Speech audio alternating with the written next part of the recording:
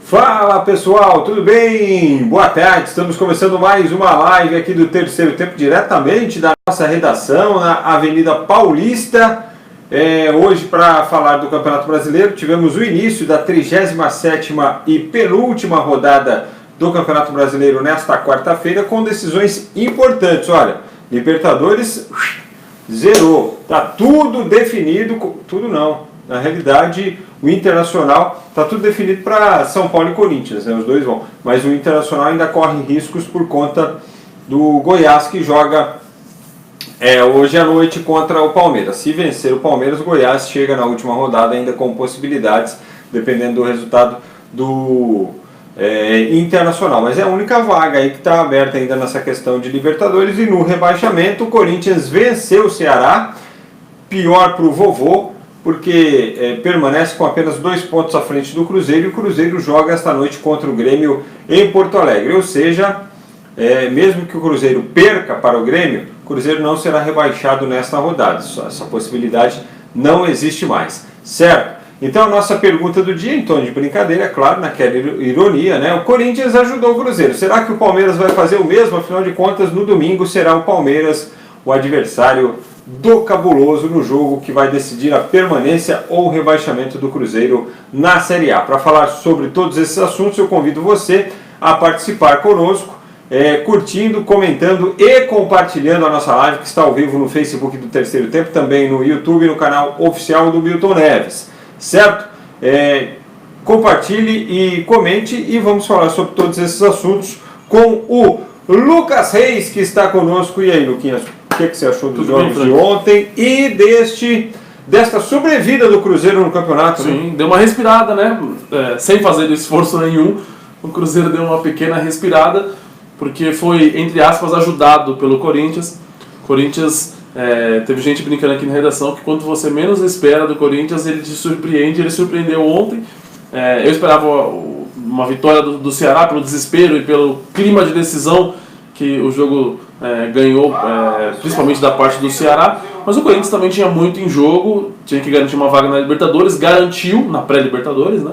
E venceu bem o Ceará. O Corinthians dá alguns indícios positivos, né, em termos de desempenho para a próxima temporada. Gustavo voltando a marcar gols, importantíssimo. Agora cabe ao Cruzeiro, o Cruzeiro ganhou uma chance de ouro, cabe ao time mineiro fazer a sua parte, e a parte do Cruzeiro não é tão simples. Tem que ganhar do Grêmio na arena, em Grêmio, né? Diriam os outros. Tem que ganhar do Grêmio lá na arena, em Porto Alegre, e aí vem a parte difícil. Não é fácil.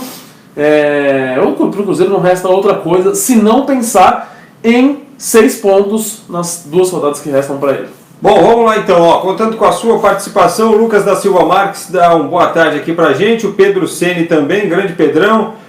Rodrigo Garcia Frank, o meu Corinthians vai ser bicampeão da Libertadores em 2020. Agora já dá para pensar nisso, né, Rodrigo? Está classificado para a fase preliminar da competição. O Charles Charret, boa tarde pessoal, boa tarde. O pessoal já começando as participações, pode mandar o seu comentário, sua pergunta aqui pra gente. Wilson Alves, boa tarde. Cruzeiro vai tomar goleada hoje para pagar o roubo da Copa do Brasil de 2018.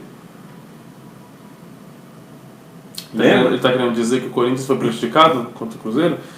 Não sei se ele está falando da decisão, né? Tem aquele gol do Antônio Carlos, do Antônio Carlos, foi do Antônio Carlos?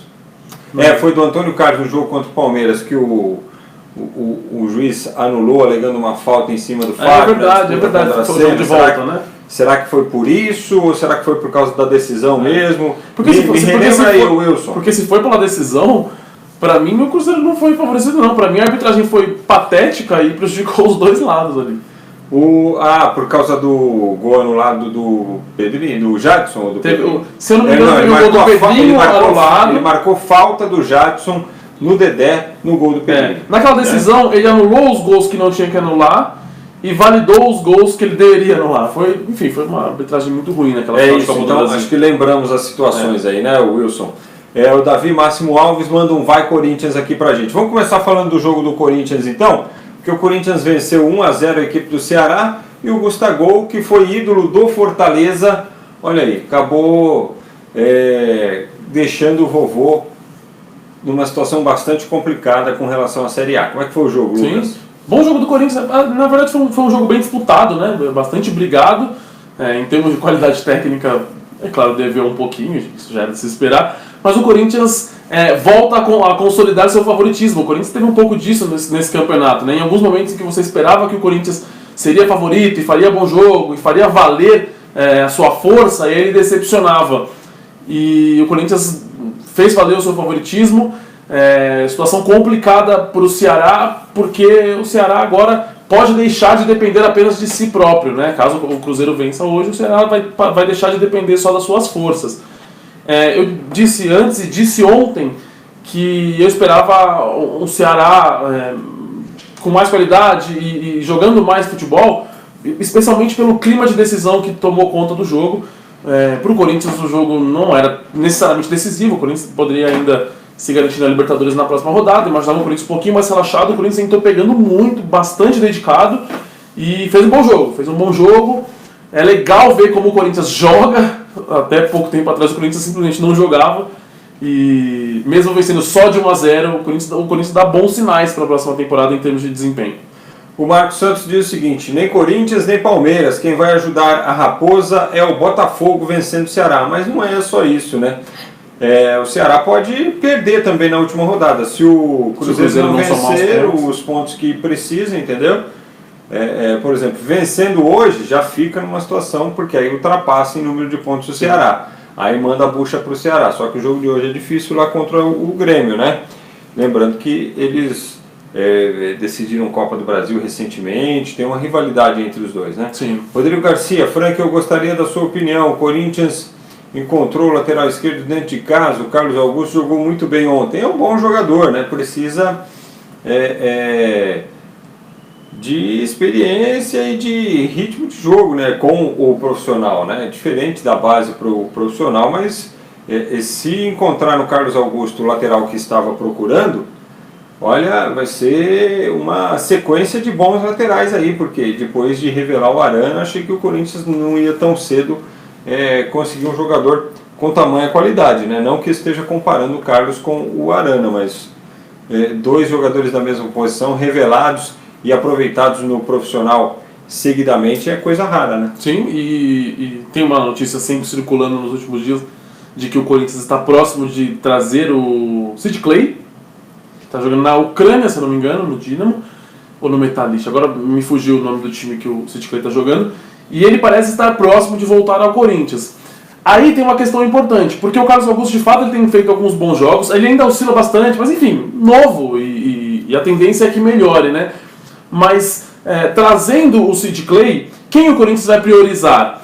O Danilo Avelar, que já está lá, o Carlos Augusto, que também está lá, ou o Sid Clay? Porque se o Carlos Augusto virar a terceira opção, eu acho um mau negócio para o Corinthians. Agora, se ele for ali brigar pela titularidade, de repente ele não vai ser o titular, mas vai ser o primeiro reserva, aí vale a pena, porque é um menino que vai ganhar rodagem, vai jogar aos poucos, e pensando no futuro é bem positivo. Ele tem feito bons jogos mesmo, e a tendência é que melhore. E olha, o Thiago Nunes gosta muito do Dedé do Cruzeiro, teria não sei se indicado, né, mas um jogador que também foi revelado pelo Corinthians. Dodô, né? Dodô, Dedé não. Foi do Santos, Sampdoria. Que o Wilson escreveu ele aqui. É bom jogador mesmo. É que o Wilson escreveu aqui da falta do Jadson em cima do Dedé, aí Dedé, ficou Dodô, Didi.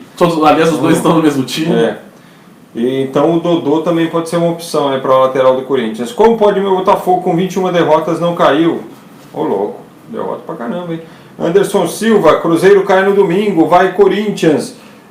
Marinho Júnior: ontem o Atlético Paranaense deu exemplo, em clube mais organizado do país. Eu, como santista, me senti envergonhado. Não, mas não tem que se sentir envergonhado de perder para o Atlético Paranaense, não. Se o Santos continuar em Santos, vai virar uma Ponte Preta da Baixada. Que isso, rapaz, vai nada. Vamos passar para esse jogo então. Atlético Paranaense 1, Santos 0, gol do Marco Ruben, na partida que marcou a despedida dele da Baixada. Sim. No último jogo dele na Baixada, o Atlético não exerceu a opção de compra e ele voltará ao Rosário Central, mas assim, segundo melhor time do segundo turno, o Atlético Paranaense. Sim, campanha primorosa, mesmo sem o Thiago Nunes. Se não estivesse classificado para a Libertadores por conta da classificação na Copa do Brasil, estaria classificado pela tabela do Campeonato Brasileiro. É uma campanha muito digna do Atlético. O investimento do Atlético é muito menor do que o do Santos, do Corinthians, do São Paulo, do Flamengo, do Palmeiras e do Cruzeiro, por exemplo, que está brigando lá embaixo. É verdade. E está brigando ali na parte de cima. É bem interessante a situação do Atlético Paranaense. O São Paulo ainda falou na coletiva que para ele o resultado não foi totalmente justo, que o Santos jogou para vencer e merecia pelo menos um empate. Eu concordo, acho que o Santos fez um bom jogo e atacou bastante, como sempre. Agora, o Atlético é um time muito eficiente. O Atlético nem sempre ele é o time dominante da partida, mas ele é um time muito eficiente quando vai ao ataque. E sempre que foi ao ataque, o Atlético levou certo perigo ao gol santista. O Marco Ruben vai ser um desfalque bem importante para o ano que vem. Ele é bom centroavante, ele se encaixou muito bem nesse time do Atlético. E o Furacão precisa ir para o mercado para achar uma boa solução. Aliás, o Atlético, é interessante destacar isso, o Atlético tem achado boas soluções no mercado sempre que precisa. Então, fica a expectativa para saber por onde começar a busca pelo substituto da camisa 9. O Wilson Alves quer saber se a gente acha que o Sampaoli realmente vai sair para algum time paulista. Olha, eu acho que ele vai sair.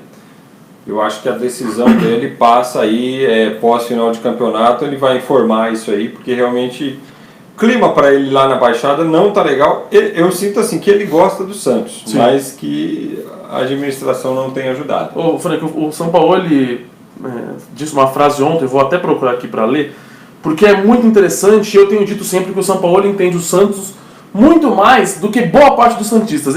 Quando ele foi perguntado sobre o torcedor do Santos pedir para que ele fique, perguntaram, o torcedor pode sonhar com a sua permanência? E ele respondeu o seguinte: torcedores do Santos têm a obrigação e o direito de pedir o que querem, mas precisam pedir que o Santos seja cuidado como merece.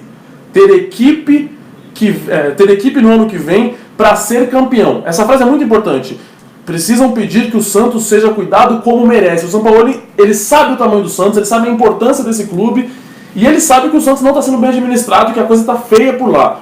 Eu também acho que ele não fica. Mas, independente de ficar ou não, ele já deixou um legado importante aí, que é colocar na cabeça do santista o quão grande é esse time e o quão mal administrado ele está sendo. Bom, o Atlético Mineiro venceu o Botafogo por 2-0, aí também sem surpresas, né? O jogo foi lá no Mineirão. E o nosso amigo botafoguense aí, realmente, né, com 21 derrotas, ele disse aqui que não entende como é que o Botafogo permanece ainda na primeira divisão. O CSA confirmou o rebaixamento ao ser derrotado pela Chapecoense por 3-0, lá em Chapecó, na Arena Condá, sem novidades aí também.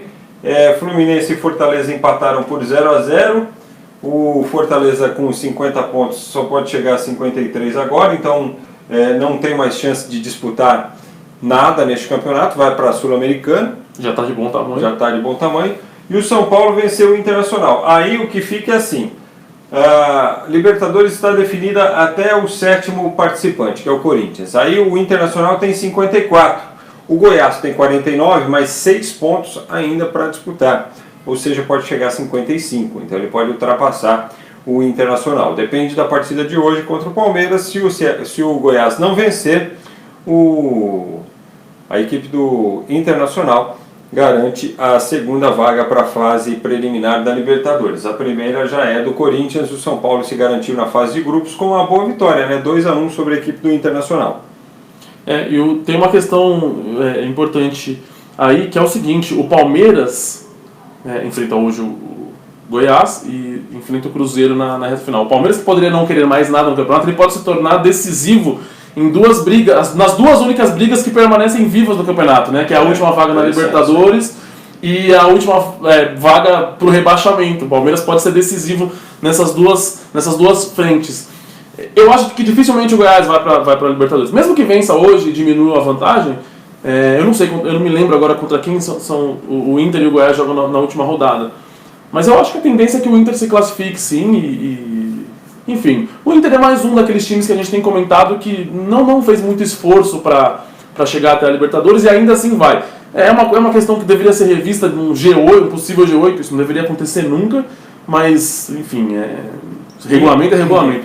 Inter e Atlético no Beira-Rio, Goiás e Grêmio no Serra do Oeste. São duas... O Inter, em tese, pega um Atlético que não quer mais nada, o Grêmio também não vai querer mais nada, mas é um time mais qualificado, né? Então eu acho, honestamente, que dificilmente o Inter perde essa vaga. Agora, poderia ser menos sofrido, né? Poderia ser menos complicado para o Internacional. A começar pelo jogo de ontem, que foi um jogo ruim do Inter. Eu vou te refazer a pergunta que eu fiz anteriormente, mas antes então vou ler aqui mais algumas mensagens, aproveitar que temos essa brecha. Rodrigo Silva, São Paulo já está acertado com o Palmeiras, falta apenas acertar questões burocráticas. Agora o Palmeiras vai voltar a ganhar títulos. Outra, ele já pediu a volta do Valdívia. Isso aí é informação, Rodrigo? Só para a gente deixar aqui direitinho, porque quando tem alguma informação que vem assim, a gente gosta de dar o crédito, né, passar tudo direitinho. Você é jornalista? Me desculpa de eu perguntar, só para a gente deixar clara aqui a situação, Rodrigo. E essa aí da volta do Valdívia também, se você for o dono da informação e tiver detalhes, passa para a gente, tá bom? Marinho Júnior, Sampaoli se o Sampaoli será, não fica 3 meses, porque lá tem pressão. Uma derrota de 4-0 para Ituano cai no dia seguinte. No Santos ele deu sorte, não tem pressão. Foi o 4º investimento do campeonato e fez milagre. Milagre quem fez foi o Ceni e o Lucha, ele diz aqui, o Marinho. Agora eu entendi. Mas só que o orçamento do Santos, o Santos gastou 80 paus, viu, bicho? 80 milhões aí para formar o elenco. O problema é que gastou mal também. Cueva e o Uribe jogador que não Zico. joga, pelo menos 3 jogadores aí. E assim, o Cueva e o Uribe, segundo consta, foram solicitações do seu Sampaoli. Sim. Então tá na conta dele isso aí também. O Wendel Tavares, hoje o meu Bahia ganha do Vasco. Rodrigo Garcia, Francis está sabendo uma eventual negociação entre o Corinthians e o Furacão envolvendo o Jadson pelo Nicão e mais um jogador do Furacão? Não estou sabendo. O Jadson começou no Furacão, né? O Jadson começou no Furacão. O Jorge Pacheco, o meu Inter virou um time de... Que isso? Eu acho que não, viu? Eu acho que o Inter se estruturou mal aí, não precisava, sabe, contratar um técnico tampão até o final da temporada, não sei. Eu acho que nem precisava ter demitido o Odair, né? Então. Sobre o jogo, São Paulo 2, Inter 1. Eu achei um bom jogo do São Paulo, o melhor jogo do São Paulo nas últimas rodadas. São Paulo tem algumas histórias de possíveis propostas por Antony e Igor Gomes. Ontem eles foram talvez os melhores jogadores do time no jogo e eles são muito importantes. Eu não consigo imaginar um 2020 de São Paulo sem esses 2 jogadores no time titular, né? O Igor Gomes participa de todas as jogadas do São Paulo. O Antony ele é bem criticado pela torcida, especialmente pelos gols que ele perde. E ontem ele foi cirúrgico na oportunidade que teve. E ele dá muita opção, ele é muito rápido. E, enfim, é um menino que acabou de subir dos juniores e vai evoluir muito. Eu achei um bom jogo do São Paulo, achei o Inter fraco, o Inter errando muitos passes e o Guerreiro sempre reclamando demais, enfim. Eu não gostei do jogo do Inter e eu gostei bastante da partida feita pelo São Paulo, eu gostei principalmente dos 2 meninos. Eu achei uma boa partida do Juan Fran, muito seguro e dando muita opção na frente. Gostei da participação do Daniel, discreto, mas enfim, brigando muito. E o Daniel festejou demais no final a vaga para a Libertadores. Eu gostei da partida do São Paulo, não só pela questão técnica, não só pelo jogo em si, mas eu gostei bastante da postura do São Paulo. Me pareceu um time incomodado, entendeu? Um time decidido a vencer para tirar todos os questionamentos. Os caras se coçaram. Exatamente. Eu acho que foi isso que aconteceu. E o torcedor gosta, né? Isso é importante para o torcedor. Gera essa identificação, o torcedor vê que está sendo representado dentro de campo. Achei bacana. Marinho lembra aqui que o Aguilar também foi pedido do São Paulo, mas o Aguilar ainda é relacionado para as partidas. E ele teve bons momentos na temporada. É uma opção, né? É que ele andou fazendo algumas atrapalhadas. Acho inclusive que ele falhou no gol de ontem. Sequer jogam, sequer atuam. Ontem no gol do Marco Ruben era ele, né, na marcação. O cara subiu aqui, né? Mas enfim. Mas ele teve bons momentos na temporada, ele teve bons momentos, ele foi útil. Não é diferente do Cueva e do Uribe que sequer jogam. O Cueva, sabe? Eu estava na estreia do Cueva e ele fez 45 minutos bons contra o Mirassol. E eu falei, putz, acho que ele vai ser útil. Ledo engano, assim. O Cueva ele não fez nada no Santos. É uma das coisas mais ridículas que eu vi no futebol, essa contratação. Olha, o Paulão Oliveira está sugerindo aqui, gostaria que o Inter mandasse o Wendel e o Klaus para o Vasco e trouxesse o Pikachu para o Beira-Rio. O Pikachu está em alta. Bom, jogos de hoje, Flamengo e Avaí, festa no Maraca, e Bahia e Vasco da Gama. Também os dois sem pretensões, né? Porque, bom, o Botafogo com a vitória de ontem deu uma coladinha ali na Sul-Americana, mas também não pode chegar. O Botafogo empatou, perdeu ontem pro Galo. Perdeu. mas continua com 42, né? O Galo que subiu para 48, sim, com 43, aqui 41. Então está definido também a Sul-Americana, né? O Fluminense pode ser ultrapassado pelo Botafogo. Ser ultrapassado pelo Botafogo na última rodada só, mas as outras vagas, tipo para Vasco e Bahia, não pega nada. É um grande amistosão. Então o que vale mesmo, ó, Grêmio e Cruzeiro lá no Nossa Senhora, desculpa aí. Lá na Arena do Grêmio, na Arena de Porto Alegre, às 7h15 da noite, pessoal. Os dois agora, né? Fui mal com os dois agora. Grêmio e Cruzeiro, então, lá na Arena do Grêmio, às 7h15 da noite. O Grêmio é favoritaço. Favoritaço. Eu acho que assim, o resultado ontem do Ceará pode até dar uma encorajada na equipe do Cruzeiro, mas o fato é que dentro de campo, as coisas não acontecendo, eles acabam se enervando um pouco, né? Típico de time grande que está lutando contra o rebaixamento. A confiança vai embora muito fácil, né? E o Grêmio é muito favorito.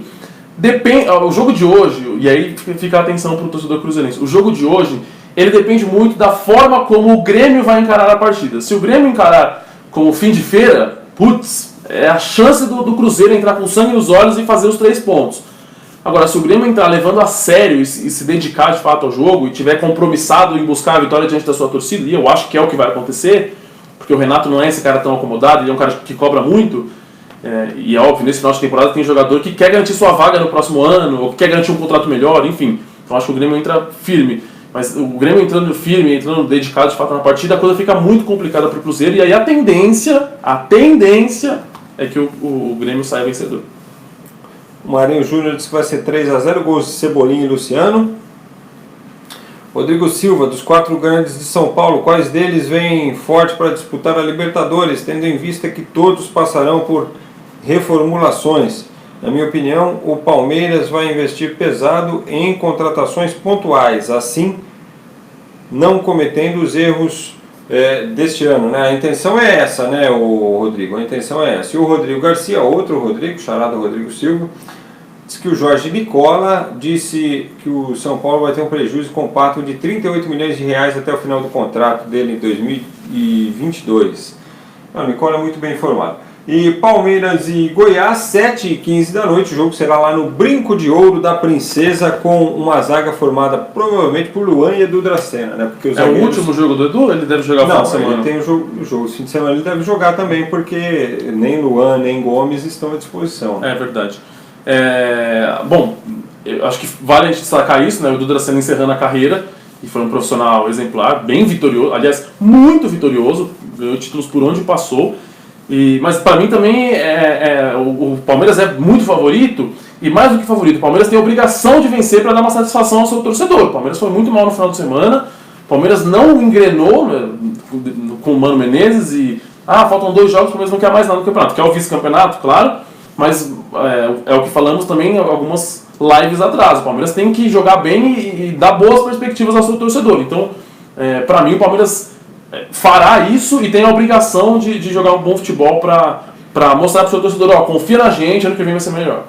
Olha, o Wilson Alves escreve aqui, sei que vocês estão falando da Série A, mas vocês sabem alguma coisa sobre o tapetão da Série B? Vergonhosamente o Londrina está tentando derrubar o Figueirense. Estávamos comentando sobre isso ontem lá na redação, né? O Londrina entrou no STJD aí pedindo anulação de alguns jogos, alguma irregularidade aí com relação ao Figueirense, porque o Londrina está entre os rebaixados e o Figueirense foi o primeiro acima da zona do rebaixamento, né? O Figueirense chegou a ser o lanterna do campeonato, se recuperou de forma absurda, assim, foi bacana a história do Figueirense de recuperação. O clube esteve à beira de fechar as portas, isso é muito sério o que aconteceu no Figueirense. Conseguiu se recuperar e o Londrina está questionando algumas coisas na STJD. A gente vai acompanhar os próximos acontecimentos. A gente prepara um material melhor sobre isso, desdobrando direitinho essa história e trazendo até, de repente, já algumas conclusões. É isso aí, pessoal. Muito obrigado a todos que estiveram conosco. Amanhã, sexta-feira, a gente fala dos jogos da quinta, projeta a rodada do fim de semana, a última também, com o que tiver ainda de briga, e vamos falar bastante desse Cruzeiro lutando contra o rebaixamento. O Flamengo inscreveu os atletas, 23 atletas no Mundial de Clubes da FIFA, que começa no dia 11. O Flamengo vai jogar somente no dia 17, dia de uma das semifinais, né? E sem novidades. Inscreveu 23 jogadores, tem um elenco de 32 atletas, alguns ficaram de fora, mas assim... A força máxima está garantida. Né? A topzera mesmo, os jogadores foram campeões da Libertadores, time base sem nenhum problema, então força máxima para o Flamengo lá no Catar. Alguma notícia do Sampaoli? Já fechou com o meu Verdão? Grande abraço, pergunta aqui o Marco Bozo. Olha, com 2 Z's, hein?